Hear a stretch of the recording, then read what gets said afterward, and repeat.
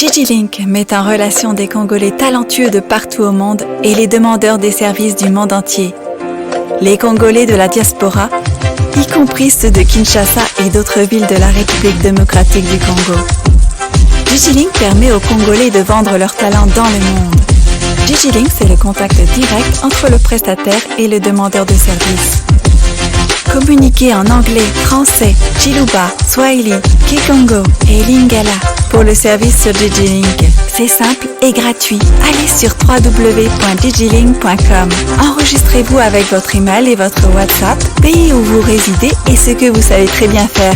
Architecte, médecin, mécanicien, électricien, coiffeuse des tresses africaines, planificateur d'événements, créateur des logos, informaticien, monteur vidéo, etc.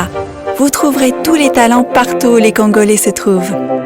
Pas de CV et pas d'interview. Vous décidez vous-même de votre activité, de vos tarifs et de vos horaires de travail. Devenez ainsi votre propre patron.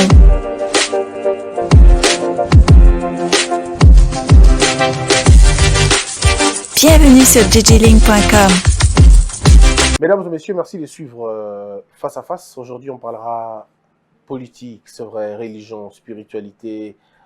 On parle de toutes ces questions-là parce que je reçois pour la première fois deux invités. C'est vrai que c'est la première, c'est une première par rapport à notre cahier des charges. On reçoit deux invités, ils nous viennent spécialement de l'Europe, de la France.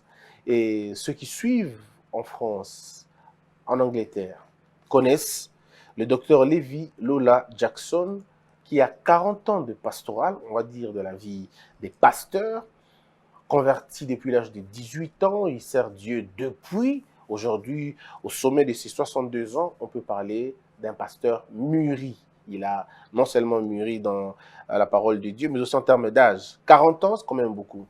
Et puis, il faut dire qu'il est en Europe, ça fait 31 ans qu'il est là depuis 89. Il a longtemps œuvré dans les services et aujourd'hui, il est le président de l'APCF, on va dire ça, pasteur de l'association des pasteurs congolais de France. Donc, quand on est pasteur en France, on doit le connaître. Il n'est pas seul, il est accompagné par un autre pasteur, Alain Biaï, qui, lui, maintenant, a 15 ans de pastoral, ça veut dire 15 ans, en fait, c'est beaucoup, hein, depuis qu'il est pasteur, et il est en Europe, ça fait 23 ans, converti à Mweneditu, arrivé à Kinshasa, et puis en Europe, il devient pasteur. Et puis depuis 15 ans. Et lui, c'est l'Assemblée des Saints, où l'on retrouve des saints. Alors, on en parle avec eux aujourd'hui. Il est conseiller technique, je crois. Non, stratégique. Hein. Donc, c'est la stratégie de l'association. Comment allez-vous, cher pasteur? Très bien, merci. Docteur Lévy, vous allez bien? Monsieur Christian, très bien. Très bien. Si vous allez bien, nous sommes devant vous. On va très bien. Je vois aussi que vous allez bien. Vous êtes très bien habillé d'ailleurs. On sent que c'est, comme on dit, la poteau. Vous aussi, merci. Enfin, je vous ai dit pour la première fois, je ne savais pas que vous étiez que vous n'étiez jamais venu en Europe. Non, jamais. Moi, je croyais que vous étiez à Paris. Non, pas encore. Parce que vous habillez comme nous tous. Hein. Pas encore. Je ne suis jamais arrivé là-bas. J'arriverai peut-être un autre jour. Nous allons vous inviter. Ça serait un grand plaisir. Hein. Alors, pasteur Alain, comment allez-vous? Non, je vais très très bien, Christian. Sauf que je constate qu'aujourd'hui, tu es 3 pièces T. Tu es là sur 3 pièces T. Mon niveau devant, ta porte-faux à humble, quoi. Vous êtes connu pour avoir des gilets. Donc, oui, aujourd'hui, on a essayé de ne pas contrarier le pasteur Lévy. Il fallait pas. Il fallait laisser l'honneur, en fait. Sinon, ça va. Sinon, vous allez bien. Vous êtes très bien habillé, vous aussi.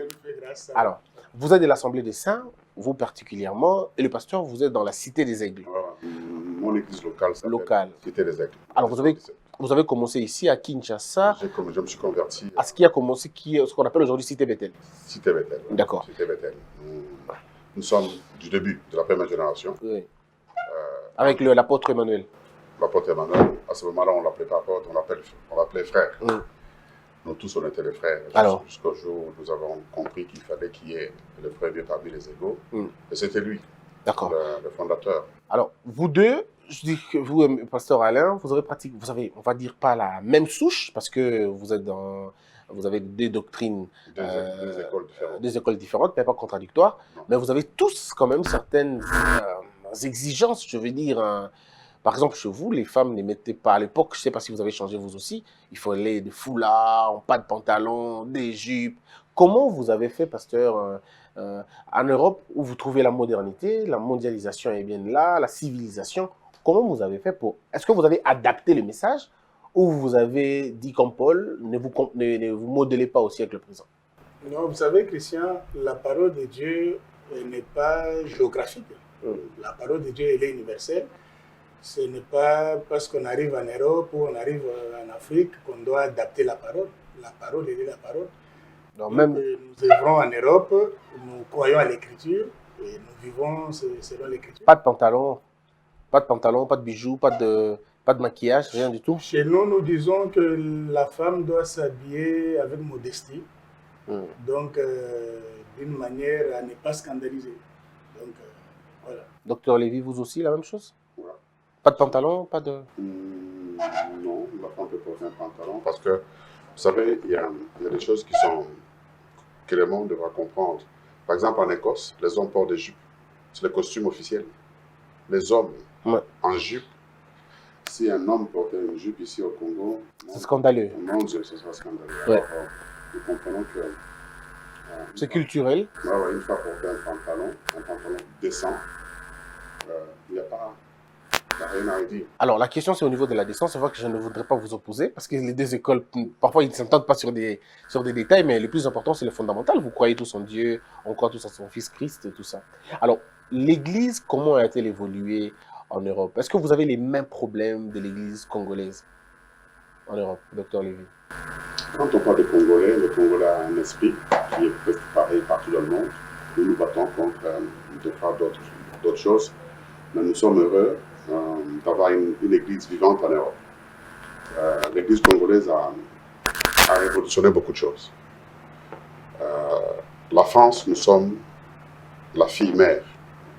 Tout a commencé à Paris pour que partout en Europe, les gens se convertissent. Nous avons presque à peu près les mêmes difficultés comme ici, mais au milieu des hommes de Dieu, nous sommes solidaires, nous sommes heureux d'être là-bas. Nous sommes contents de travailler de l'autre côté. Ça commence quand le mouvement? La pastorale? La pastorale a 25 ans aujourd'hui. Ok. 25 ans, elle a commencé avec un souci. Pourquoi ça a commencé? Parce que nous avons un souci d'avoir une plateforme où nous retrouver, parler de nous, parler en famille. Nous avons cette idée d'avoir cette association pour nous retrouver entre nous, partager nos soucis, partager nos douleurs, partager des stratégies de victoire. Alors on a eu l'idée de créer cette association, la PCF. Jusqu'à aujourd'hui, ça fait 25 ans. Il y a eu plusieurs présidents, 5-6. Je suis le 5e président élu en exercice. Voilà. Est-ce que vous avez cru au même message? Parce que si vous êtes une association de pasteurs, ça veut dire que vous êtes une association d'église et de croyances. Mais il y a aussi chez vous, les pasteurs, généralement, des petites subtilités à laquelle vous n'accédez pas, vous n'acceptez pas telle de l'autre, celle de l'autre, certaines sensibilités. Comment vous avez fait pour aplanir ces divergences? Nous nous sommes entendus en se disant nous sommes une association de pasteurs. Qui dit pasteur dit l'église derrière lui. Et toutes les églises n'ont pas la même doctrine. Oui. Ce qui nous unit est plus fort que nos doctrines. Nous sommes mis d'accord pour dire qu'il y a une seule doctrine. La plus importante, c'est de croire en Jésus-Christ comme son sauveur et son Seigneur. Mais comment vous croyez en lui? Parce que d'autres croient en lui comme Seigneur et Sauveur, d'autres croient en lui comme Fils de Dieu, d'autres croient en lui comme Dieu véritable. Finalement, est-ce que vous ne créez pas une tour de Babel à la fin? Non, je ne crois pas. Je crois pas parce qu'au milieu de nous, il n'y a pas des gens qui disent que nous croyons en Jésus-Christ comme le Dieu véritable. Pour être sauvé, mon cher Christian, pourquoi on prie? On prie pour aller au ciel un jour. Amen. On ne prie pas pour rester sur la terre. Christ est venu pourquoi? Pour nous ramener dans ce qui était le jardin d'antan. Dieu veut vivre avec nous éternellement. Dieu ne veut pas vivre éternellement avec nous sur la terre. Alors, il est venu pour nous sauver. Nous croyons. Celui qui croit que Jésus-Christ est le Fils de Dieu et qu'il est mort pour lui, il est sauvé. Mais celui qui croit que Jésus-Christ est son Dieu, ça ne sauve pas. Non. Dieu a tant aimé le monde qu'il a donné son Fils unique, afin qu'il croit en lui ne périsse pas, mais qu'il ait la vie éternelle. Nous croyons en Jésus-Christ comme le Fils de Dieu Tout-Puissant. Pasteur Alain, est-ce que vous pensez que ça réunit tout le monde Parce que vous allez comprendre que dans les questions, j'évite de vous mettre en contradiction parce que ça n'avancera pas le débat. J'évite en tout cas. Mais est-ce que vous pensez que vous vous réunissez autour de Christ, mais vous vous en foutez de son origine? Est-ce que vous avez besoin de savoir d'où il vient? Est-ce que c'est lui le Père? Est-ce que c'est lui le créateur? Est-ce que c'est lui le créateur? Est-ce que c'est lui la créature finalement?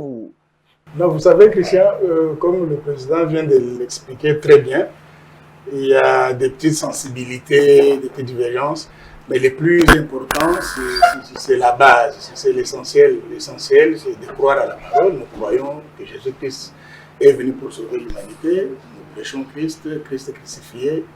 Donc ça, c'est le fondamental. C'est notre ciment, c'est ce qui nous cimente, c'est ce qui nous unit. Maintenant, des petites divergences qu'on peut voir par-ci, par-là, tel dans son église, il n'accepte pas la dîme, l'autre il accepte la dîme, l'autre il exige l'offrande du prophète, et ça, ce sont les accessoires. Mais dans l'association, le plus important, c'est Christ. Mais oui, parlons-en. Mais par exemple, ceux du message des temps de la fin, est-ce qu'ils font partie de votre association aussi? Ce qu'on appelle les branhamistes. Oui. Non. Ouais, parce que vous voyez qu'avec eux, déjà, ça ne marchera pas. Parce que vous ne voyez pas les choses pratiquement de la même manière. Est-ce que les catholiques sont avec vous? Non, pas du tout. C'est une association de pasteurs congolais, comme elle dit du réveil ici, l'RC. Oui. RC, on dit ça? Oui, il y a RC, il y a NRC, il y a beaucoup de choses aussi en même temps. Alors, mais ce que nous voulons savoir, quand vous commencez vos réunions, par exemple, vous priez, bien évidemment. Alors, vous commencez par la prière. Alors, est-ce que cette prière a été décidée ensemble? Parce que chacun de vous prie son Dieu de la manière dont il veut. Non, chacun de nous ne peut pas prier notre Dieu que le seul véritable Jésus-Christ. Nous prions Dieu au travers de son Fils. Lui-même a dit, il était le chemin, la vérité et la vie. Il n'y a pas d'autre chemin. Est-ce que tous les pasteurs pensent que Jésus est le Fils de Dieu? Bien sûr que oui. C'est ça? Bien sûr que oui. Donc, vous ne pouvez pas prendre en compte ceux qui pensent que Christ est Dieu. Non, nous tous, nous croyons aussi qu'il est Dieu. Mais quand est-ce qu'il est Dieu? Parce que Dieu dit quoi, au fait, dans sa parole? La parole de Dieu dit, c'est Dieu qui le dit en Ésaïe. Il faut que nous soyons d'accord là-dessus. Les gens pêchent en Éden, nos ancêtres. Ils sont chassés. Finalement, des millénaires plus tard, Dieu commence à venir vers l'homme pour le rappeler. C'est l'homme qui avait péché et Dieu les a chassés. Dieu doit venir vers l'homme. Dieu s'est choisi un peuple par lequel il voudrait que le monde entier puisse observer et voir qu'il y a un Dieu. Et puis Dieu va parler à un prophète Ésaïe qui lui dit, dites à ceux qui sont fatigués de prendre courage, je viendrai moi-même et je vous sauverai. Dieu dit, je viendrai moi-même et je vous sauverai. Et les gens se disent, mais il est esprit, invisible, il viendra sous quelle forme et tout. Dieu devait prendre la forme qui avait péché en Éden. Qu'est-ce qui avait péché en Éden? L'homme. Dieu s'est fait chair pour venir au milieu de nous, prendre notre corps qui avait péché.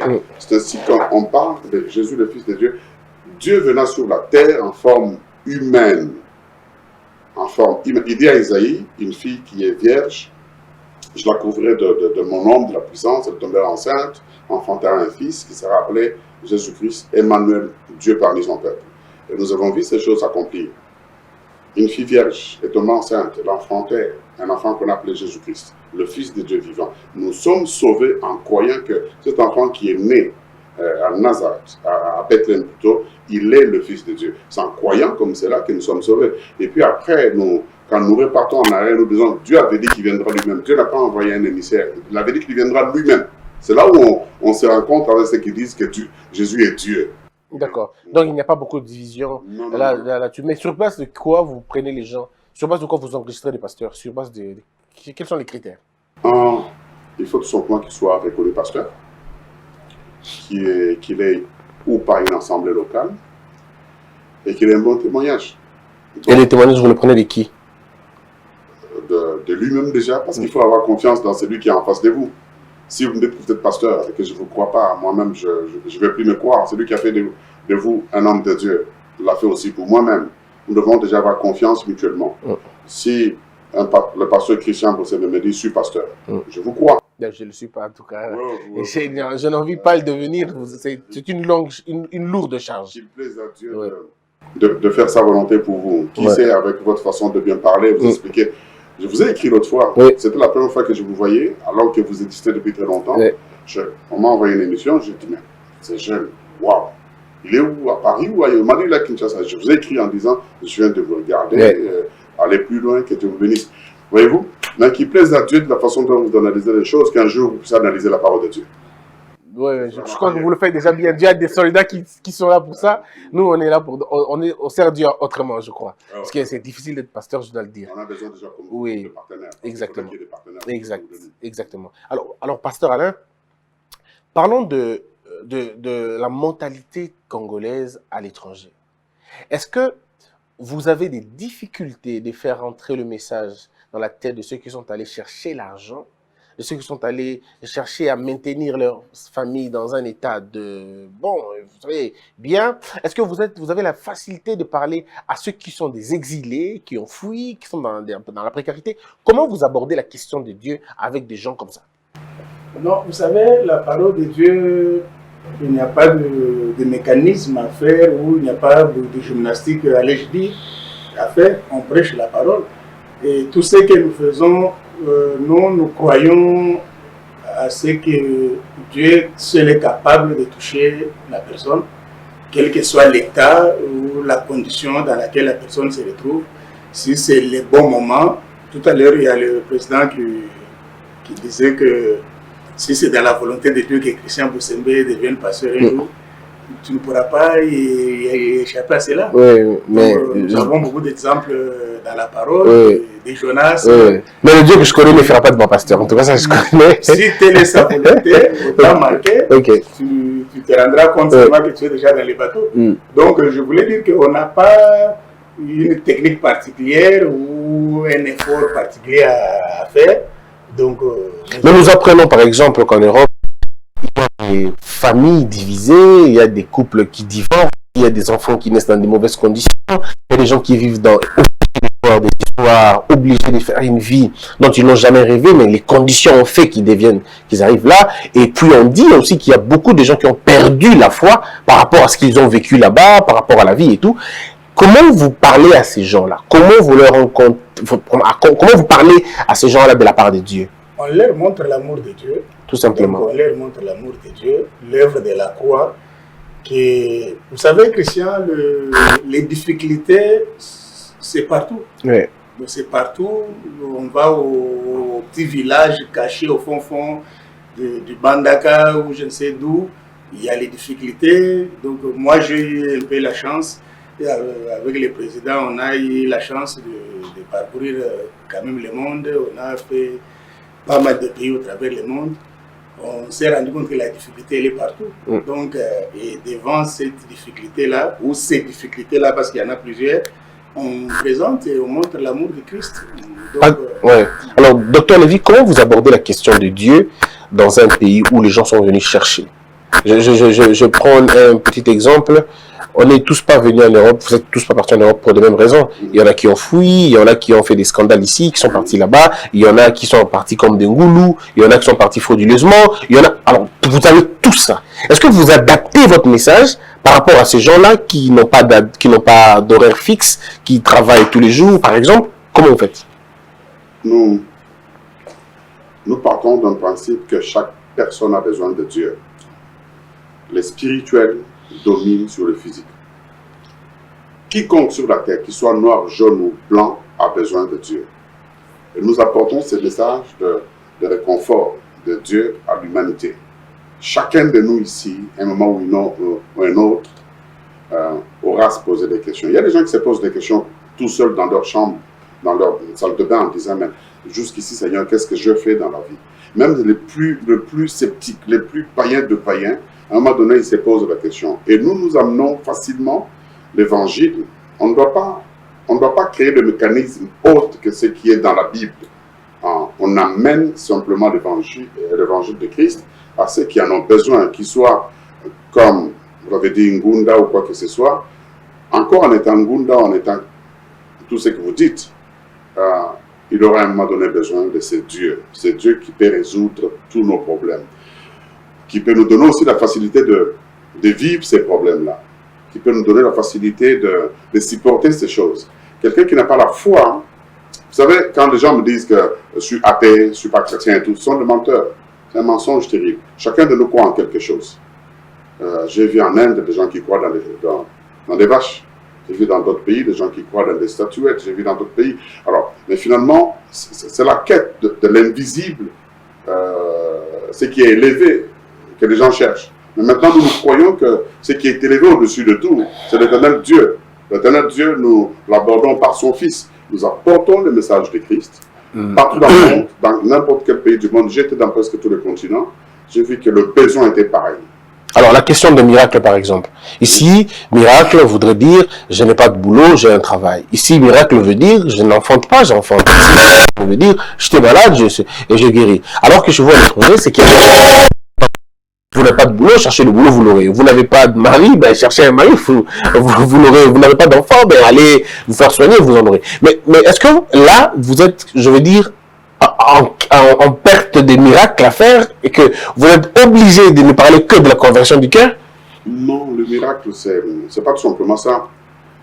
Même là où nous sommes, où il y a la technologie qui est avancée, où il y a la médecine vraiment avancée, la médecine soigne mais ne guérit pas. La médecine a toujours soigné, mais n'a jamais guéri. Elle ne répond pas à tout. En fait. Elle ne répond pas à tout, en fait, comme vous le dites. Alors, chercher le travail, en plus, vous l'avez bien dit. Le travail, on ne le reçoit pas en parlant en langue. Nous nous battons contre cette doctrine en disant je dois prier pendant 30 jours pour avoir le travail. J'ai vu ici, dans un endroit, je ne vais pas me faire abattre ici, une église qui a fait un séminaire pendant 1 mois. Matin, midi, soir, on demandait des offrandes tous les jours. Je ne vais pas citer le nom de l'église. Vous demandez des offrandes chaque réunion. Où est-ce que tu trouves l'argent? Parce que, regardez ici, l'argent, il faut le chercher. Pour avoir l'argent, il faut aller travailler. Pour trouver le travail, il faut le chercher. Voilà. Il ne faut pas spiritualiser tout. Je vois que beaucoup ont spiritualisé beaucoup de choses. Le travail, on le cherche, comme je le disais. Quand on est malade, on va chez le médecin pour se faire soigner. S'il n'y a pas de résultat probant, on prie Dieu. Parce que la Bible dit, la parole de Dieu déclare que par le meurtrissure de Christ, nous avons été guéris il y a plus de 2000 ans. C'est par le meurtrissure de Christ qu'on est guéri. Je peux chercher des guérisons partout, je ne l'aurai pas. Parce qu'il y a un qui a été meurtri pour ma guérison. C'est Jésus-Christ ressuscité. Il n'y a pas d'autre, il n'y en a pas deux. Alors, les enfants, même nous qui sommes en Europe, où il y a la technologie avancée, il y a toujours des femmes stériles. Mais quand on prie pour eux, la grâce de Dieu, c'est Dieu qui fait grâce à quiconque. Hein. Ta foi rencontre la parole de Dieu et crée des intercelles. Ta foi rencontre la parole de Dieu qui dit, la parole de Dieu déclare dans Isaïe 66:9, il dit, pourrais-je, laisserai-je une femme avec le dessein n'est pas enfanté? C'est pas ma volonté. Alors comment une femme peut naître avec 2 seins, il est une femme? Toute sa vie, elle n'enfante pas. Ce n'est pas la volonté de Dieu.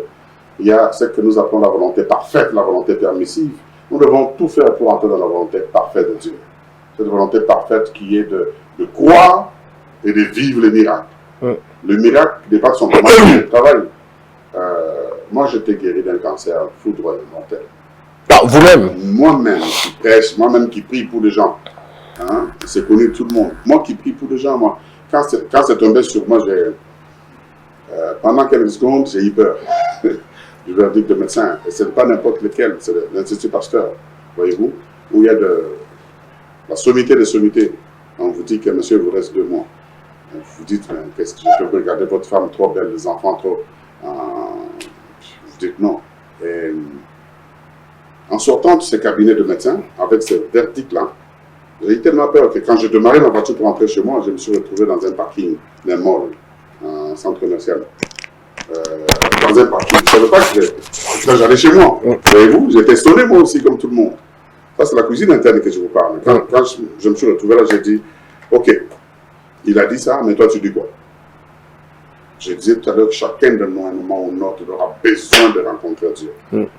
Alors, et le cancer, c'était quel type de cancer? C'était la prostate. D'accord. À un niveau très élevé. Oui, métastasé déjà. Et c'est fini? Je suis bien là. C'était en 2005, on m'avait donné 2 mois. On est en 2020. C'était en 2005? 2005, oui. Non, 2015. 2015. D'accord, 2015. Et là, vous êtes là en bonne santé, tout va bien? Je suis en bonne santé. On m'avait dit que je vais faire la récidive. Je ne sais pas si je le ferai quand. Mais moi, je crois parce que c'était au départ de moi. C'est maintenant 5 ans. Très bien. Je crois que Dieu a fait grâce. Mais est-ce que pasteur Alain... C'est pas parce que je le méritais. Oui. C'est Dieu. Grâce. Pasteur Alain, vous aussi, vous avez un témoignage comme ça? Vous avez un témoignage genre quelque chose de bien est arrivé, Dieu a fait des miracles? Bon, le bien de Dieu, comme la parole le dit dans Jérémie, dans la lamentation de Jérémie, les bontés de Dieu, c'est... Ça m'aurait étonné, sinon l'Assemblée des Saints, vous avez beaucoup de versets, hein, ça. Vous avez beaucoup de... C'est comme les juristes avec les articles. Oui, mais la Bible, c'est notre... avec des questions. Oui. La Bible, c'est notre constitution. Okay.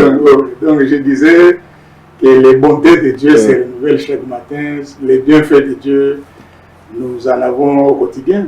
Moi-même, ma vie, ceux qui m'ont connu il y a 25, 30 ans, et quand ils me voient aujourd'hui, ils peuvent les témoigner. Donc, quand je l'ai connu, il était sans papier. D'accord. On ne peut pas s'imaginer qu'il allait devenir le PDG qu'il est devenu aujourd'hui. Ah, PDG. Il a une société en Europe. Ah, je suis désolé de le dire. Non, mais M. Alain est très effacé. C'est à peine que vous avez l'idée de ce qu'il est. Ouais. Il a une société en Europe, il engage des centaines de personnes qui travaillent pour lui. Je me rappelle qu'il m'avait promis une veste depuis longtemps d'ailleurs. Ouais, je suis sûr qu'il tiendrait la parole. On va revenir sur la question. Parce qu'il m'a, non, parce que c'est vrai qu'il m'appelait avant, tout ça, il me l'a dit.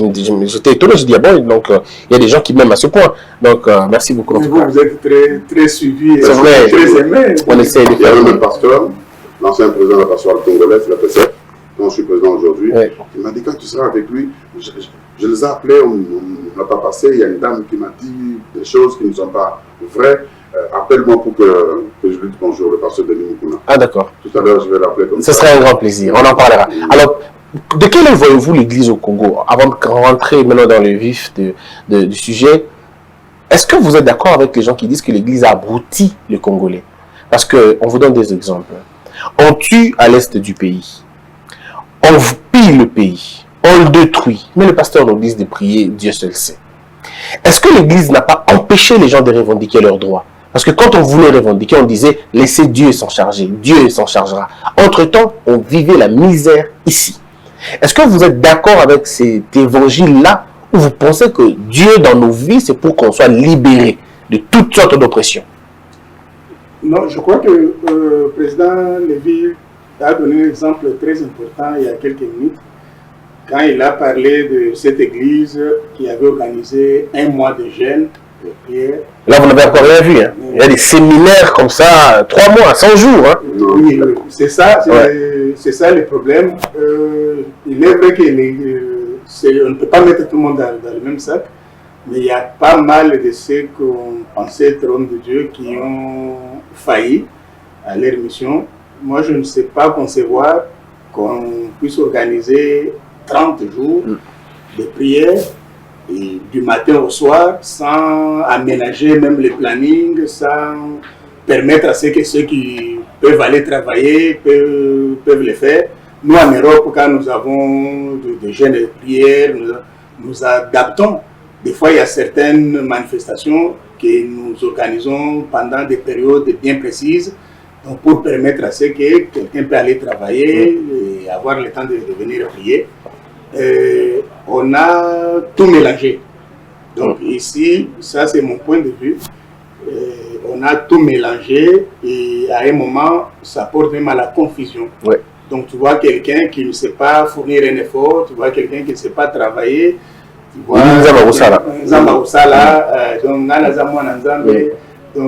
besoin de millions, na mais Dieu prépare toujours quelqu'un. Quand on parle même de l'histoire du roi David, donc sa victoire sur Goliath, quand nous sondons un peu les Écritures, on se rend compte que le fait qu'il soit dans la bergerie de son père, qu'il puisse garder le brebis, c'était une préparation. Dieu le préparait. Mais ici, il est vrai, je conçois cela, qu'il y a beaucoup de confusion. Alors, comment vous expliquez? Vous voulez ajouter? Allez-y. Nous ne sommes pas ici pour attaquer nos collègues serviteurs de Dieu du Congo. Ils ont fait un travail considérable. Ils ont maintenu la paix dans ce pays.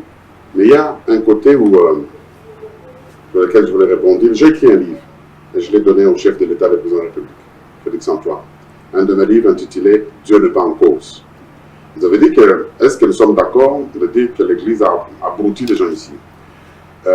Dieu ne sauve pas un pays. Bien sûr que les prières font beaucoup de choses, des miracles, mais ce n'est pas des prières seulement. Moi, je crois que nous pouvons aussi nous battre pour libérer notre pays. Il y a ceux qui prient, doivent prier, ceux qui se battent, doivent se battre. Parce que comme dans la Bible, les enfants d'Israël se battaient, ils s'entretuaient. David lui-même était un seigneur de guerre. À un moment donné, il a fallu que Néhémie puisse dire à ces hommes, nous devons avoir la paix pour construire ici et l'arme ici. Alors, on peut avoir la Bible et l'arme, ce n'est pas des choses incompatibles. Il faut que peut-être que les choses changent. L'arme pour défendre sa terre, la Bible pour défendre sa foi. Et c'est justement. D'accord. On ne doit pas être trop spirituel que le Saint-Esprit lui-même. Il ne faut pas faire d'un peuple, abrutir la peuple pour dire tout tombera du ciel. Et d'ailleurs, quand le peuple d'Israël est arrivé dans le Canaan, la manne a cessé. C'était un langage pour dire maintenant vous devez travailler. Il y a des gens qui ne cherchent pas de travail, qui croient qu'en gênant, en priant, en parlant langue, ça va. En allant il faut 2 mois, 3 mois, mais quand ils sortent, c'est comme s'ils ont rencontré le diable lui-même. Ils sortent frustrés, ils sortent méchants, jaloux, aigris. Ben bien sûr, vous rencontrez des gens insolents, mais il te dit qu'il vient de prier. Je lui dis, t'as rencontré qui là? C'est le diable ou Dieu lui-même? Alors comment vous expliquez, cher pasteur, que l'on soit le pays où l'on cite plus le nom de Dieu, où il y a plus d'églises que des usines, que des écoles d'ailleurs, mais que ce soit le pays où la corruption est à son comble. Alors, j'ai fait les statistiques, je me suis rendu compte que là où on prie beaucoup, on est au Congo, en Afrique, c'est le Nigeria, le Congo, le Gabon, la Côte d'Ivoire, mais quand on regarde la liste de pays corrompus, en tout cas, on voit le Nigeria, mais pourquoi ce contraste? Pourquoi on est à la fois en train de prier, à la fois on est en train de corrompre? La parole de Dieu déclare là où la grâce a abondé, le péché a surabondé. Non, là où le péché a surabondé. Ok, autant pour moi. Même dans nos pays où nous vivons, comme la France, dans toute l'Europe, il y a aussi la corruption. Oui. Il y a aussi des vols. Mais bien. La proportion. Ce pays, je parle du Congo, mon pays. Ce pays est tellement aimé par Dieu, il est grand, il est riche. Mais ce que Dieu aime, l'ennemi aussi aime cela. L'ennemi pervertit ce que Dieu aime pour détourner les gens de la vérité. On doit avoir de même. Quand moi j'étais enfant ici à Leopoldville, je vous ai dit que je suis né à Mamaïou. On habitait Caranquin. La première partie au village de Matete. C'était les villages à cette époque-là. Les gens ne voulaient même pas habiter à Matete. Alors, quand à cette époque-là, à la radio, à la télévision, il y avait des émissions. Comment on dit? On forme les gens à savoir vivre.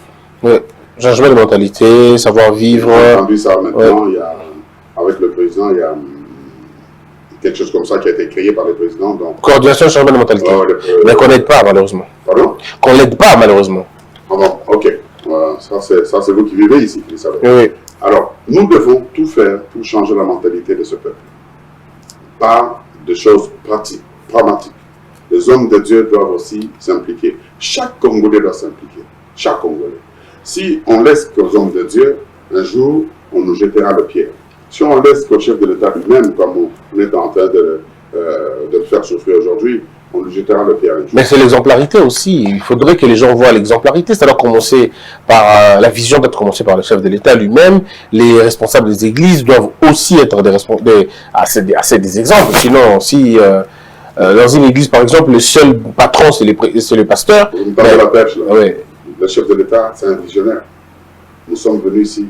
Pourquoi? Ça, on en parle tout de suite. Ok. On en parle tout de suite. Okay. Je voulais juste compléter Christian, par rapport à votre question du pourquoi on a beaucoup de gens qui prient, beaucoup de chrétiens, et en même temps, il y a beaucoup de... Moi, je pense que le problème se pose au niveau du message. Donc, vous savez, si tu es mon ami, l'autre est mon ami, on est à toi, on commence l'église, et la plus belle voiture, c'est à toi le pasteur, la plus belle maison, la plus ceci, la plus ceci. Tout ce qui est bon, c'est pour le pasteur. Il y a le côté charnel qui prend aussi place. Et demain, quand je vais me retirer pour aller commencer mon église, rassure-toi que ça ne sera pas forcément avec la motivation de gagner les âmes. Ça sera avec la motivation d'avoir aussi les matériels. Donc moi, je pense que l'un des éléments, c'est que la plupart d'hommes de Dieu aujourd'hui, nous avons failli, nous nous sommes trompés de cible. Au lieu de prêcher Christ, au lieu de présenter la croix de Christ, comme le président Lévy le disait au début de l'émission, au lieu de montrer les gens pourquoi nous venons à l'église, nous venons pour être sauvés, nous venons parce que nous croyons à l'enlèvement, nous croyons que, comme Christ dit dans Jean 14, qu'il est allé nous préparer une place, très très bientôt il viendra nous prendre, de sorte que là où il est, que nous soyons. Ces messages-là, la croix de Christ a de moins en moins, prêché. Laissez la place à... Voilà, mais quand on ne prêche que les matériels, on ne prêche que la gloire du monde, et le cœur n'est pas converti. Très bien. On va terminer avant de parler de consultation. Oui, je vous ajoute directement une autre question, comme ça vous allez prendre les deux. Est-ce que vous êtes au courant qu'au Congo, il y a beaucoup de démons que le diable ne connaît même pas, hein, j'ai comme l'impression. D'abord, oui, il y a, par exemple, au Congo, Satan est plus fort au Congo qu'en Europe. Hein. Satan du Congo est très dangereux, il est méchant, il empêche les gens de se développer. Non, je vous dis, ce qui est la mentalité d'ici. Vous allez aller dans les églises, c'est le nom de Satan qui est le plus cité, qui est le nom de Dieu. On passe tout le temps à fermer, à ligoter Satan, à l'enchaîner. On le ligote lundi, il se libère mardi, on le ligote mercredi, il se ligote jeudi. Alors, est-ce que vous savez qu'il y a des démons d'embouteillage au Congo? J'ai mon vice-président, le prophète Rufin Chimba, qui est en train de se marier. Il sait qu'au Congo, on a les démons d'embouteillage. On a les démons de délestage, on a les démons de manque d'eau, on a les démons de route. Finalement, tout est démon ici dans ce pays. Non, vous savez, Dieu dit, j'aime trop, c'est un texte que j'aime pas trop, mais qui suis-je pour ne pas l'aimer? C'est un texte biblique. Si Dieu a voulu par le Saint-Esprit qu'on lève ce texte dans la Bible, qui suis-je? C'est un texte d'Osée 4:6. C'est écrit, mon peuple est détruit par manque de connaissances. Je pense même Satan nous accuse des fois chez Dieu pour dire, regarde, je n'ai rien fait, il me provoque. Les démons ne sont pas partout. Il faut parler de Christ. Il faut parler de ce Christ à faire. Quand on parle de Christ toute sa vie, il y a aujourd'hui la science même est d'accord avec nous pour dire que quand on fait quelque chose pendant 21 jours, chaque jour pendant 21 jours, ça devient... une habitude. Justement. Et quand on parle de démons tous les jours, vous ne verrez que les démons. Les démons ne sont pas plus puissants que Jésus-Christ. Quand on parle de Christ tout le temps, on verra ce que Christ a fait. Il faut tout simplement qu'on... Je ne sais pas si c'est vrai, si vous dites qu'on voit des démons partout. Je ne retirerai pas en tout cas. Ok, alors, c'est que la faute à qui? La faute aux hommes de Dieu, je ne pense pas. J'en connais quelques-uns qui ne parlent pas comme ça. Le pasteur a répondu peut-être le message. On a mal enseigné en fait. On a enseigné plus la colère du diable que l'amour de Dieu. L'amour de Dieu est plus puissant que la colère de Satan. L'amour de Dieu. Il faut qu'on revienne aux fondamentaux. Il faut qu'on revienne au début des choses. Il faut que nous puissions nous repentir nous-mêmes, les hommes de Dieu. Il faut que nous puissions nous dire que pourquoi on prie, c'est pour aller au ciel, très bien. Nous partirons un jour. Qu'est-ce que nous aurons donné comme rapport à celui qui nous a sauvés, celui qui nous a appelés? Il faut un changement de mentalité dans chaque domaine de la vie. Christ est venu pour faire de nous des hommes éminents. Moi, quand je marche, dans mon église à Paris, la Cité des Aigles, partout dans mes conférences, dans mes séminaires, je dis aux gens, je marche la tête haute depuis que j'étais devenu enfant de Dieu. On parle bien d'enfant de Dieu. Regardez la vie des enfants le prince de UK, en Angleterre. Cet enfant, il naît, il trouve que ses parents sont le roi et le reine, le prince. Dans sa tête, on lui dit que tu es né prince, tu es né roi. Nous naissons comme enfants de Dieu. Ma fille, elle a 15 ans aujourd'hui, c'est la fille de ma vieillesse, Karen, m'a raconté une histoire qu'elle a vécue en sortant de l'école. Une de ses copines avec une autre qui est musulmane. Et une de ses copines qui est comme nous, chrétienne, parlait à l'autre qui est musulman en disant « Dieu c'est notre Père ». L'autre s'est fâché sérieusement, la musulmane. Il dit « Allah votre papa ». Il dit « Oui, c'est notre Père ». Nous croyons en Jésus-Christ et lui devient notre Père. Voyez-vous, quand nous naissons, si on dit à quelqu'un « Dès que tu es né enfant de Dieu, tu es un gagnant, un vainqueur ». Tu n'as pas besoin d'avoir peur en fait.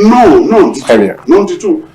On n'aura pas besoin de nommer des démons. Si les bouchons deviennent démons, ça devient grave, ça. Mais les démons de l'estage, il n'y a pas de courant, démons de l'estage. Et même les démons, il y a des gens qui prient pour que Dieu les aide afin que le courant arrive, parce qu'ils doivent regarder Novelas. Ce qui est quand même bizarre, c'est que ce passe au Congo, je vous dis la vérité.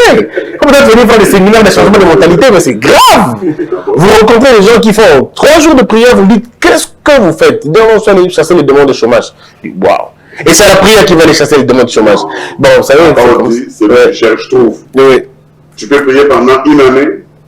Peut-être dans l'amour de Dieu, ça va te... Oui, je crois que cela n'empêche que si j'ai un rendez-vous d'entretien d'embauche, je peux prier. Oui, ça c'est bien. La Bible dit que le cœur du roi est comme un courant d'eau entre les mains de l'Éternel. Ce qui est bien, c'est que parce que vous avez vécu en Europe, vous avez certainement un autre regard, et ben, fait qu'ils vivent ici, franchement, ils n'aimeront pas ce que vous dites. Ils diront que, voilà, parce qu'il y a qui s'y basent occultistes. Parce qu'aujourd'hui, au Congo, un pasteur ne peut pas parler dans sa prédication, citer, par exemple, Socrate ou Cicéron. Vous ne pouvez pas.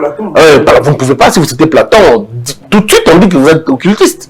Parce que les pasteurs d'ici, le seul livre qu'ils ont lu, c'est la Bible. Ils ne lisent rien d'autre que la Bible. Voilà pourquoi on amène parfois des interprétations. J'écris beaucoup de livres, je fais des conférences, et je lis beaucoup de livres. Et lui est PDG, donc c'est bien. Justement. C'est bien. Alors parlons maintenant politique, parce que c'est quand même assez important. Est-ce que vous êtes d'accord que la politique devrait en principe être inspirée par Dieu, par la parole de Dieu? Que les politiques devraient en principe être des véritables enfants de Dieu? C'est Dieu qui a commencé la politique. Dieu est le premier politicien. Mais il y a des églises qui n'aiment pas la politique, qui détestent la politique, qui découragent leurs enfants de faire la politique. Alors que Dieu nous aide à avoir à l'Assemblée nationale tous ces honorables députés chrétiens, enfants de Dieu. Je dis bien enfants, pas chrétiens, enfants de Dieu. Parce qu'il y a ceux qui sont enfants de Dieu, ceux qui sont kimbanguis, ceux qui sont catholiques, enfants de Dieu. Si à l'Assemblée nationale on avait des enfants de Dieu, le chef de l'État ne souffrirait pas. Parce que tous on regarderait dans la même direction en disant nous sommes là pour le bien du peuple. Vous pensez que le président souffre? Je pense qu'il souffre. De quoi? De quoi? Du deal qu'il a eu avec Kabila? Non, c'est pas si du deal il y a eu. C'est pas moi, je suis au courant de rien. Qui est deal ou pas, il est en train de vivre. On lui met les bâtons dans le roue. Je suis un homme de Dieu, je dois parler de Dieu. Est-ce que ce n'est pas lui qui s'est mis les bâtons dans le roue? Oui, parce que vous êtes pasteur. Oui. Si deal, qui est deal ou pas, on doit l'aider. On doit l'aider pourquoi? Pour le bien du peuple congolais. Ce garçon est très courageux. Très courageux. Il est déterminé à faire de ce pays. Vous vous souvenez, il avait dit l'autre fois, non, on l'a suivi, il avait dit que quand il partira, il laissera des millionnaires au Congo. Mais jusqu'à là, 2 ans, il n'y a pas de millionnaires. Les millionnaires aujourd'hui s'appellent Ahmed, ils s'appellent Crashtrick, ils s'appellent Kendrick, ils s'appellent M. Robert Delapé. Bref, ce sont des étrangers qui deviennent des millionnaires chez nous, et pas nous, malheureusement. Moyen, il fera des Congolais des millionnaires. Pasteur Alain, aujourd'hui, Félix Tshisekedi est président de la République. Il est en alliance avec le FCC et tout porte à croire que rien ne marche. Bloqué, il appelle aux consultations. Beaucoup ne veulent pas partir. Mozito Fayulu estime que le président élude le problème, alors il ne peut pas appeler au dialogue. Kabila estime qu'il y a eu un deal, que M. Félix Tshisekedi respecte simplement le deal. Que dites-vous? Bon, je suis un peu gêné parce qu'on est ici dans la qualité d'homme de Dieu et on ne doit pas parler de la politique, mais parce que vous me posez la question, si je peux dire un petit mot. Vous savez, Christian Bousembe, j'ai eu une chance que peut-être beaucoup n'ont pas eu, c'est de connaître bien le président Félix avant qu'il soit président. Donc, je le connais très bien. Et en même temps, je connais aussi M. Fayulu très bien. Ah, vous connaissez les deux? C'est pour cela que je disais que peut-être j'ai la chance, que beaucoup n'ont pas. Donc, le problème qui est là, de mon point de vue, on peut tout reprocher à Félix aujourd'hui, mais sauf sa volonté de mieux faire pour le Congo. Mais ça ne suffit pas la volonté pour sauver le pays. l'amour qu'il a pour les Congos. Ça, je pense que même les enfants de 2 ans, 3 ans peuvent témoigner cela. Maintenant, c'est la politique. S'il a fait les deals, moi, j'en sais rien. Et le plus important, c'est du pourquoi même de notre venue ici. Il nous a invités à participer aux consultations. À ce qui nous concerne, nous avons répondu favorablement. Qu'est-ce que vous lui avez dit? Je vais laisser au président la primaire. Voilà. Monsieur le président a reçu tout le monde. Il y a des chégués même qui ont été reçus pour la première fois de l'histoire. C'est un acte d'humilité, mais surtout de considération. Au-delà de tout, il vous reçoit aussi. Vous venez de l'Europe, il vous reçoit. Première question, il vous reçoit en tant que qui? En tant que pasteur de France ou en tant que ses amis de la diaspora? Merci beaucoup, M. Christian.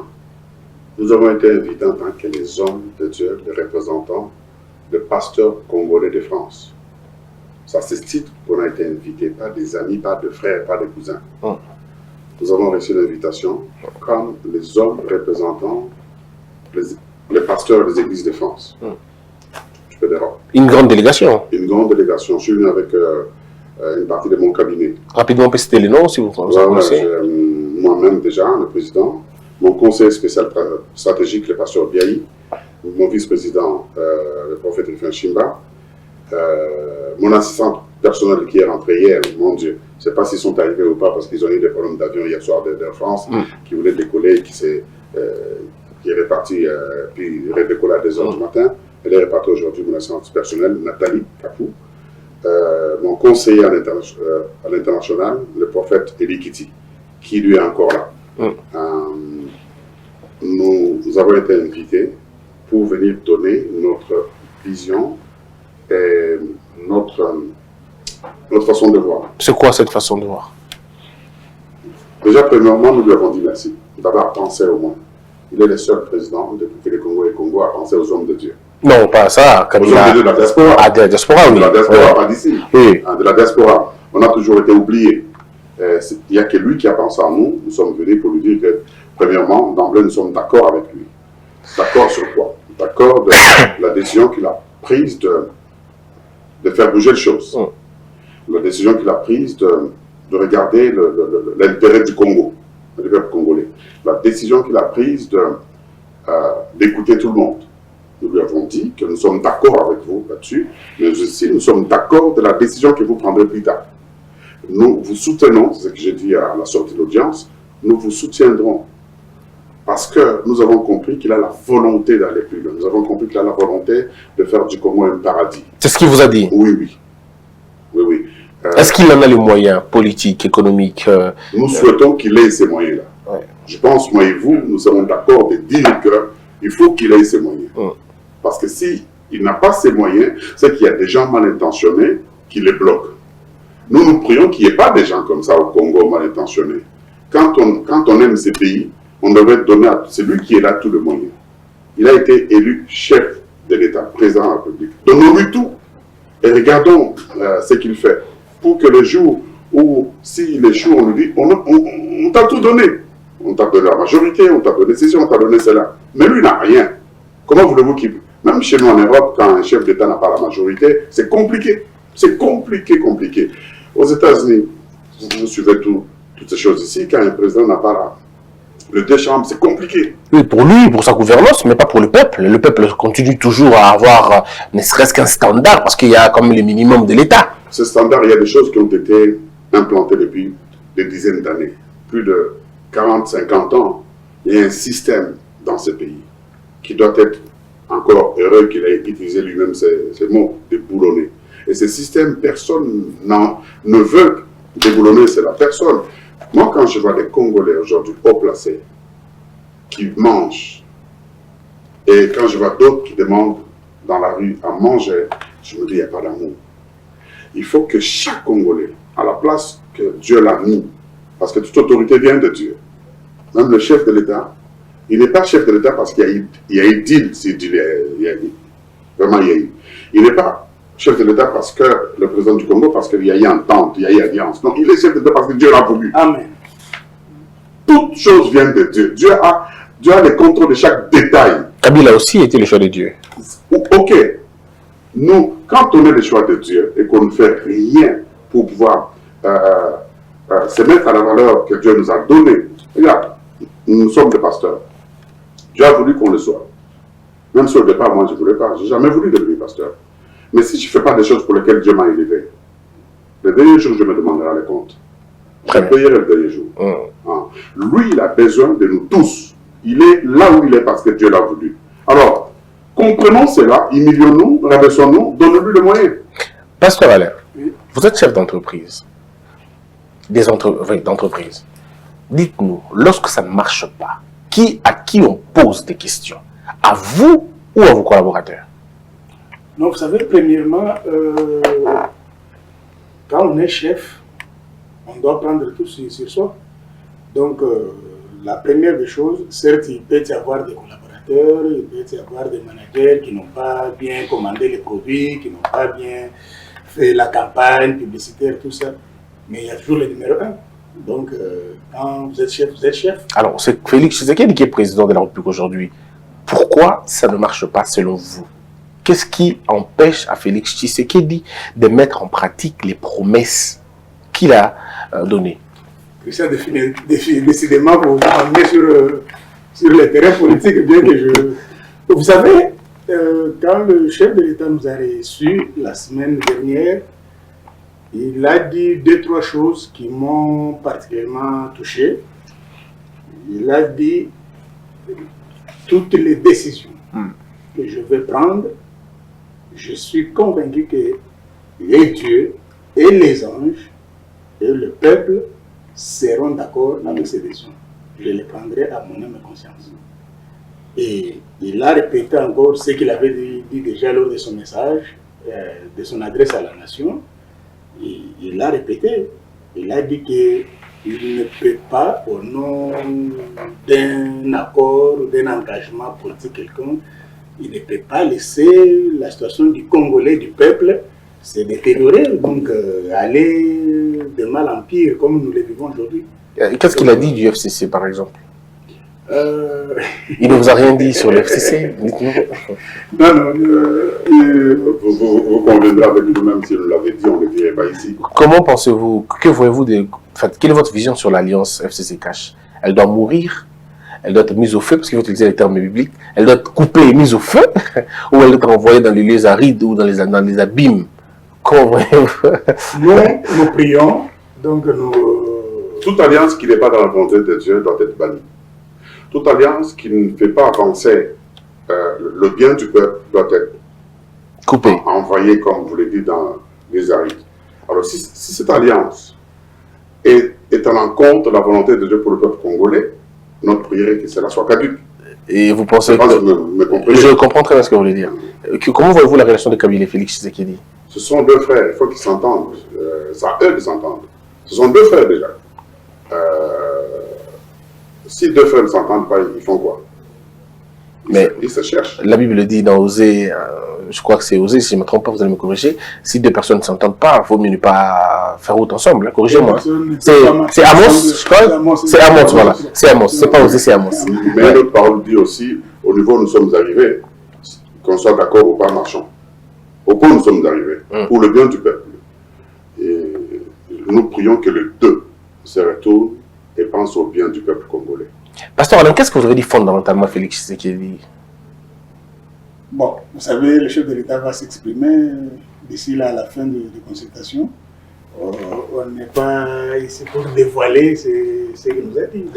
Donc, quelle impression aviez-vous quand vous étiez en face de lui? De quelqu'un qui comprend, qui comprend qui a la maîtrise de la situation, qui comprend la dangerosité de la chose? Est-ce que vous avez des conscients? Mon cher Christian, j'ai eu affaire à un monsieur très serein, très calme, très serein. Et je faisais rigoler quelques amis là que des fois, quand on est à la cité ou on est dans un deuil, au salon de coiffure, en train de parler, on a l'impression que ce qu'on dit là, et alors qu'il connaît tout et il est conscient de la situation. Il est conscient de la situation, donc j'ai eu affaire à quelqu'un qui veut le bien-être du pays, qui veut le bien-être du Congolais et qui est déterminé. Au fond de vous, qui a gagné les élections entre Félix et Fayulu? Au fond de vous-même? Sincèrement, il y avait l'institution qu'on appelle la CENI. Donc, ni moi ni vous, moi d'ailleurs j'étais en Europe, j'étais à Paris, donc je n'ai pas participé ni au vote, ni au dépouillement des urnes, ni à quoi que ce soit. J'ai suivi à la télévision l'institution. Je sais que vous êtes un homme de droit, il y a l'institution. Vous savez, il y a quelques 3-4 jours, je suivais les infos, j'ai vu le président russe, Vladimir Poutine, qui avait fait un communiqué. Il dit, pour l'instant, on ne félicite pas Joe Biden jusqu'à ce que les résultats officiels soient proclamés lors de l'élection américaine. Donc le président russe dit que aussi longtemps qu'il n'y a pas les résultats officiels qui sont proclamés, lui ne peut pas féliciter celui que les médias montrent déjà comme les gagnants. Donc tout ça pour nous dire simplement que c'est Félix qui a gagné les élections. Oui, oui. Alors, au passage, je poserai la même question, mais on va terminer avec vous. Kabila ne veut pas aller à ces consultations. Fayulu ne veut pas aller à ces consultations. Mozito ne veut pas non plus aller à ces consultations. Supposons que ça s'arrête comme ça. Qu'est-ce qui va se passer? Bon, si vous parlez du président Kabila, c'est l'FCC. Oui. Mais à ma connaissance, je pense que déjà les jours que le chef de l'État nous a reçus, nous avons vu pas mal de députés FCC. Ils auront des problèmes en tout cas. Qui étaient là-bas. Et, oui, et le gouverneur, le vendredi dernier, il y a eu à ma connaissance, je pense que sur les 26 gouverneurs, il n'y en a qu'un seul ou deux qui sont du cash. Et les restes, c'est du FCC. Ils sont venus parce qu'ils ont peur de l'article 168, ils peuvent tomber à tout moment. 98, pardon, ils sont venus. Donc par là, vous conviendrez avec moi que le président Kabila est allé aux consultations parce qu'il y a les gouverneurs FCC. Et Fayulu et Mozito. Le président Martin, c'est un homme très bien que j'apprécie beaucoup. Donc les consultations ne sont pas encore terminées. Peut-être il ira demain. Je peux vous faire une confidence. Je parlais avec lui il y a 2 semaines, juste avant les consultations. Il m'avait promis qu'il ira. Donc, le président Martin vous a dit ça? Il m'a dit que, je le cite, nous sommes frères, donc on doit se parler. Nous sommes frères, on doit se parler. D'accord. Et c'est quelqu'un qui aime le pays. Je crois à sa bonne foi de voir le Congo aller de l'avant. Ah, si vous a dit ça comme pasteur, je peux croire en ça. Parce que, moi, alors pasteur... Je lui avais dit juste un petit mot, je lui avais dit que sa prise de position va beaucoup peser dans un sens ou dans un autre. Donc, il m'avait dit qu'on est frères, on doit parler. Donc, il est frère avec Félix Tshisekedi. C'est ce qu'on va voir. Ils sont les frères de Philadelphie. Mais lui, il n'est plus de la Philadelphie. Il a dit qu'il a quitté cette église-là depuis que l'église a consacré la fraude. C'est ce qu'il a dit, hein. Ce sont ses propos à lui. Bon, il dit l'église a consacré la fraude. Mais son frère. Oui. Il s'appelle frère, son frère. D'accord. Prenons ça comme ça. Oui, pasteur, vous avez les mêmes questions. Nous avons vu celui qui a supporté Fayulu aller aux consultations. Comment ça supporter? Le président Moïse Katumbi. Il est président de l'ensemble. On l'a vu partir. On l'a vu communiquer, demander à tous ceux qui les supportent de supporter les consultations. Nous avons vu le président Bemba. Il dit la même chose. Aller là-bas, dire la même chose. On a vu Boussa Nyamoussi aussi, qui était de la Mouka, aller là-bas. Mais qu'est-ce qui fait que les 2 autres n'aillent pas? C'est l'incompréhension totale. Quand on aime ce pays, à un moment donné, on doit faire des concessions. Pourquoi il y a eu, à un moment donné, le plan Marshall? C'est laissons tout de... Quand il y a, pour le bien du peuple, on met nos égos de côté. On s'assoit à table, on cherche des solutions. Mozuto dit que ce n'est pas pour le bien du peuple. Mozuto parle plutôt de la légitimité. Il dit le problème ici, c'est que nous sommes dans une illégitimité. Et c'est Félix Tshisekedi qui est illégitime. Il doit se mettre à l'écart. Le pasteur Alain a dit que l'institution qu'on appelle la CENI, c'est ça non? La CENI a proclamé. Moi, j'étais devant ma télévision avec toute ma famille à 3 h du matin. On a vu le Cour constitutionnelle, c'est ça? Non, c'était d'abord la CENI. Il y a les autres. Ils ont proclamé Antoine Félix Tshisekedi comme président. Nous l'acceptons, nous les croyons. Pourquoi vous n'avez pas cru? Je ne sais pas si vous étiez parmi ceux qui n'ont pas cru aux élections de 2006, alors que c'était la même CENI qui avait proclamé le président. En 2011, la même CENI a présenté. Est-ce que c'est pour autant que les choses ont changé? Celui qui a été proclamé a continué à diriger. Si vous dites qu'à cette époque, c'est le vieux qui avait gagné, mais qui était au pouvoir, c'est l'autre. Peut-être pense à ça. Ok. Alors, aujourd'hui, il y a 2 ans, on a proclamé Félix. Il faut que ces 2 frères, qu'ils arrêtent un peu. À un moment donné dans la vie, il faut mettre tout de côté et penser la même chose. Si les autres sont partis, ce sont les autres qui ont fait des failles de ce qu'il a aujourd'hui. Si Katumbi et Mbemba n'étaient pas là, n'avaient pas donné de jet et autre chose, qui connaîtrait le président Faye? Ben, il était connu, il était opposant ici. Oui, il était opposant, mais il ne pouvait pas faire ce qu'il a fait. Qu'il arrête un peu, qu'on dépose notre orgueil par terre et qu'on ait ensemble. Le plan Marshall, c'est ça là, le plan Marshall. On met tous les côtés, on s'ensemble. Je ne suis pas d'accord avec Christian, mais pour le bien de cette ville ici, Lingwala, je me mets à table avec Christian Bossembe. Parce que c'est comme ça que ça doit être. Comment résoudre le problème, Pasteur Alain, de la crise politique congolaise? Comment la résoudre? Dissoudre l'Assemblée nationale, requalifier la majorité, rediscuter les termes comme Colette Brackman, même si je ne partage pas son point de vue, pense que le chef de l'État doit impérativement rencontrer Kabila pour discuter des termes d'accord. Aujourd'hui, la Kabylie parlerait de 50-50. Ils disent qu'ils ont compris, il faut faire 50-50. Maintenant, mais en même temps, ils vont garder la majorité parce qu'ils vont toujours utiliser ça. Bon, il y a un autre point qui pense que le président doit requalifier la majorité. Aujourd'hui, on est à 280 signatures, déjà pour reconfigurer une majorité. Sur quel chemin le président doit-il partir? Je suis au courant de beaucoup de choses, je vais laisser la Mais comment vous appelez souvent les journalistes d'investigation? Oui, d'investigation. Non, moi je pense que déjà l'idée de la dissolution serait une mauvaise idée. Parce que ça va nous amener encore dans beaucoup de gymnastique. Ça prend beaucoup d'argent, beaucoup de temps. Ça va nous amener plus loin. Donc, il faudra, je ne sais pas, vous les hommes du droit, 60 jours jusqu'à 120 jours pour les élections. Et on a un pays continent. Donc, on serait en France, en Belgique, là où il y a... Mais le président n'est pas lié, n'est pas obligé d'organiser les élections. C'est un appel constitutionnel qui n'est pas obligé, mais les dangers, c'est on risque d'avoir un président qui aura quand il entrera dans son mandat prochain, il trouvera des députés qui sont en train de partir. Et donc, on aura cette inadéquation entre le Parlement, ancien Parlement, nouveau président, ancien président, nouveau Parlement. Il y aura ce ping-pong qui ne marchera peut-être pas. Moi, je pense qu'il faut déjà que la paix de Dieu puisse régner et que tous les députés, les FCC, les gens, ce sont nos frères, ce sont les Congolais. Donc, il n'y a pas des Zambiens ou des Angolais, ce sont j'allais dire des Aïros, ce sont des Congolais. Donc, il faut que l'amour de la patrie puisse primer. Et si le président Félix peut avoir une majorité qui lui est soumise, pas à lui, la personne, mais à l'institution. Mais à l'institution, pour l'intérêt du pays. Exactement. Pour l'intérêt du pays.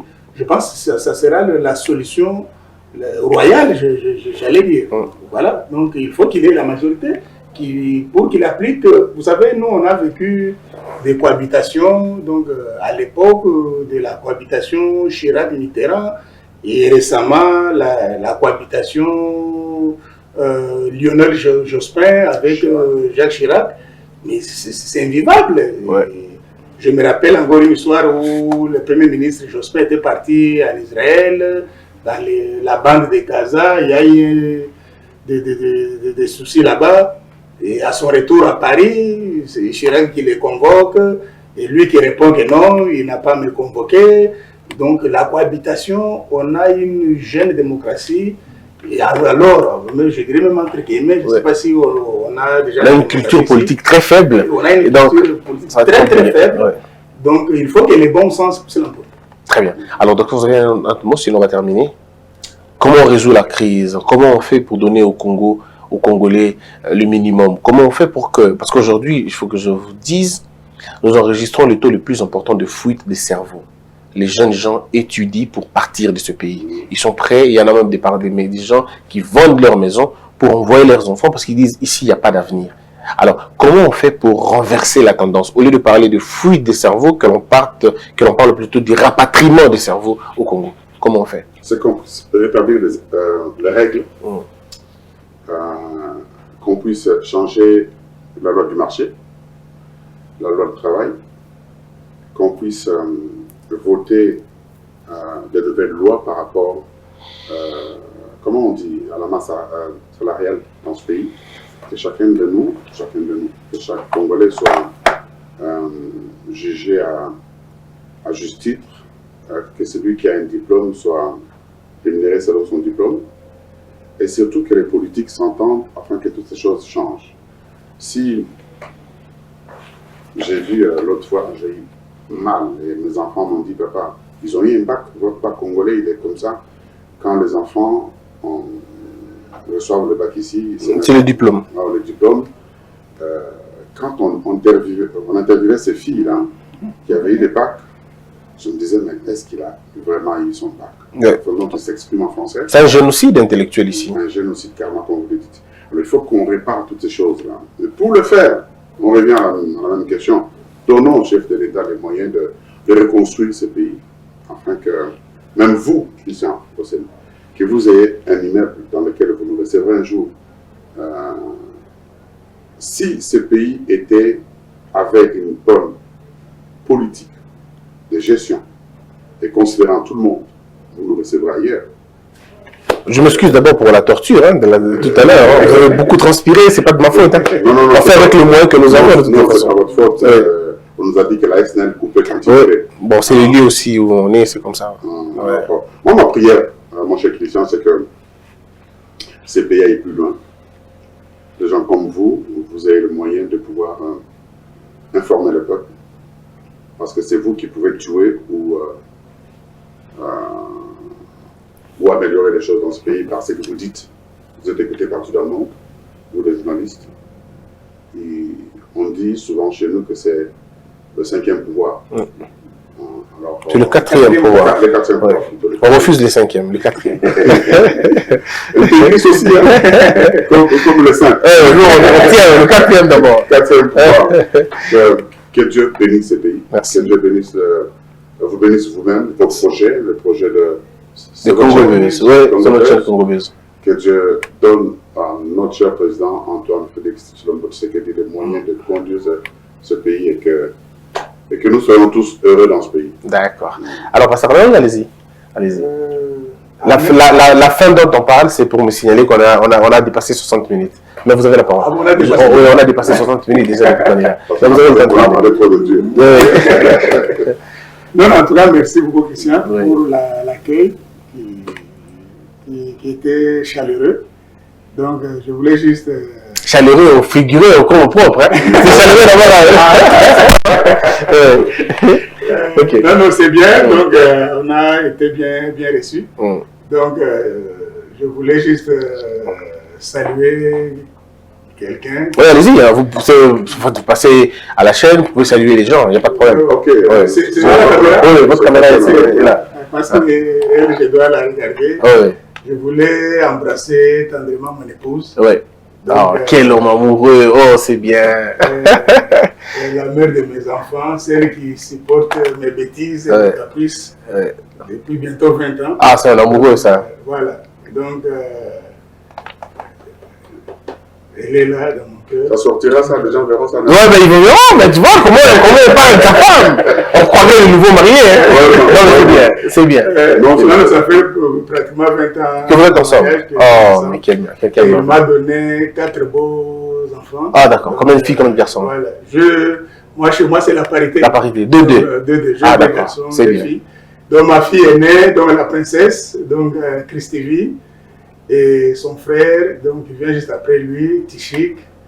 Et c'est lui qui me ressemble donc de tout. Comme deux gouttes d'eau. Donc voilà, donc Gédéon et ma petite mignonne, ma cadette, Gémima, donc je les embrasse tous. Ouais.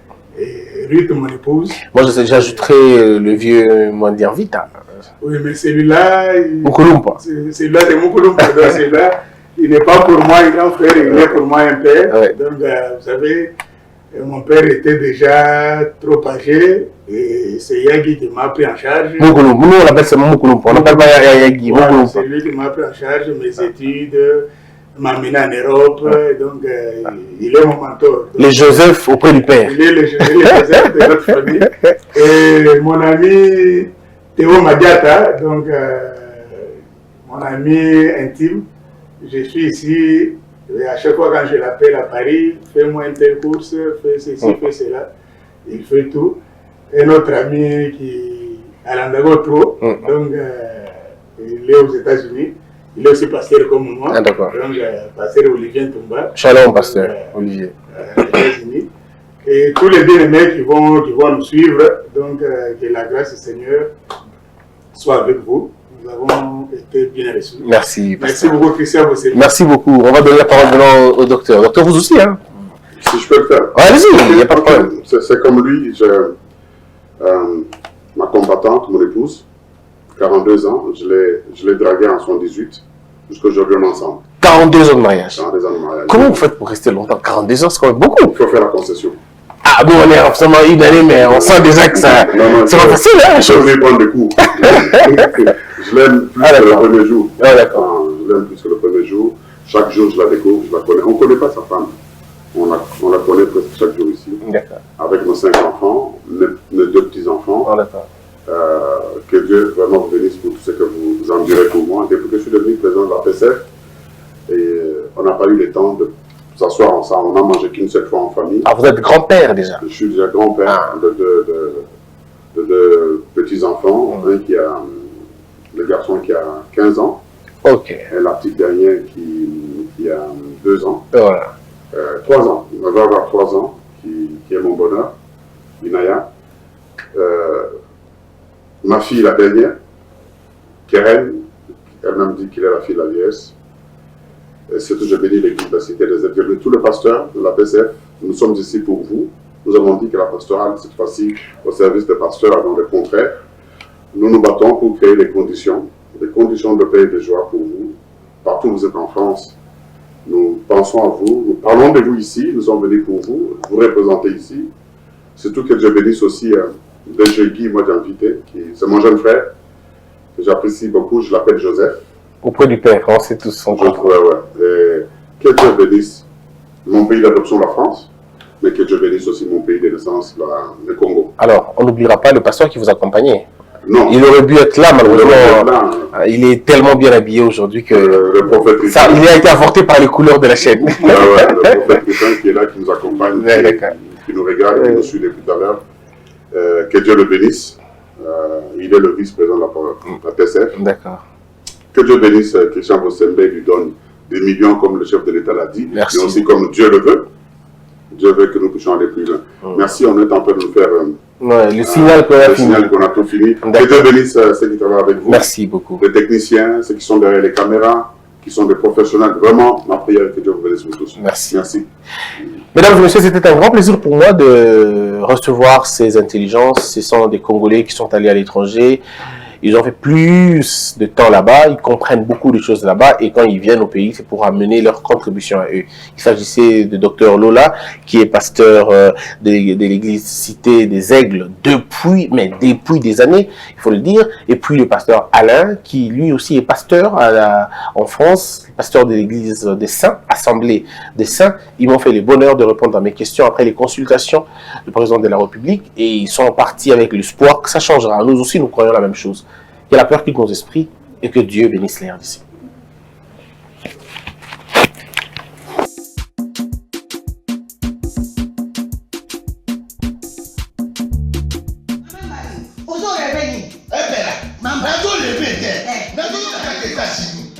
Plus précisément, balobi Maman Marthe nde. Maman Marthe nde. Balobi shop Africa Union. Ezoteka nyonso biloko ya congolais. Olingi ndeko na yo asalisa yo te. Mpona kolia na yo moko babondela yo. Mpona nzoto na yo baboya elei. Mpo babondela yo. Balobi bio Africa Union. Ezoteka tondakona na basinois. Sino kolia pa ya sino kolia nini. Ndeko na yo azoteka biloko ya mboka. Ya fresh. Ya bio. Mama mbayo kuna mukanja izali. Balobi nzomo eyali.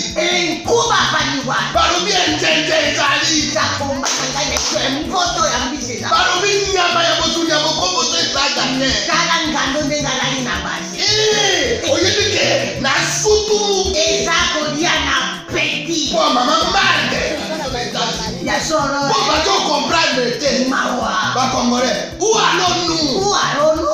Pona kolia na bino moko. Bakonde ya dino. Kolia na apeti. Choko na yo.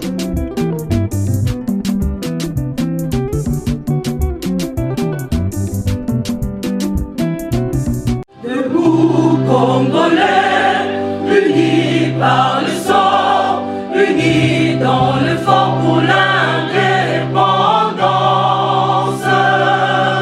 Tuile aux hommes, si oubli noirs, daimana shino tweneleye, na kinyama na piko, na mosala, totonga mboka kuleka kitoko, na kinyama na Congo, toye mali, loye molonde ne ya lisa.